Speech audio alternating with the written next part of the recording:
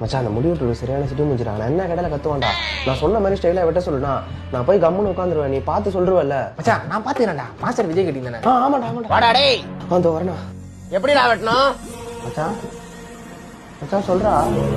மச்சான் ஏய் சொல்றா. உங்க இஷ்டம்டா. ஏய் மிஷின்ல 2 3. ஐயோ மாஸ்டர் கட்டிங்க்கு மிஷின்லாம் போடக்கூடாது. மச்சான் மச்சான் பாருடா. டேய் சொல்லடா. உங்க இஷ்டம்டா. நீ டிவி பாக்குறதுக்காடா உன கூட்டின்னு வந்தேன். ஏய் பின்னாடி 4 இன்ச் ஏத்தி பாக்ஸ் போட்டா. ஐயோ பாக்ஸ்ல போட்டா காலேஜ்ல அடிப்பானுங்களே. மச்சான் மச்சான் கடைசி ஒரு வாட்டி பாருடா. ஏய் டைம் ஆகுதுடா. உங்க இஷ்டம்டா. அவ்வளவுதான் முடிஞ்சு கிளம்பு. சரிண்ணா. ஏன்டா பேசல? மச்சான் ஒரு கத்துனோனே அள்ளு விட்டுச்சுடா. ஆளே பாக்க டெரராகறாரா.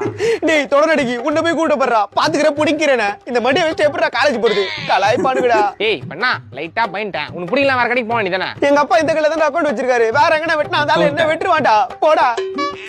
மாஸ்டர் விஜய் மாதிரி வெட்ட வந்து என்ன ஃப்ரெண்ட்ஸ் கூட விஜய் மாதிரி ஆக்கிட்டீங்களேடா.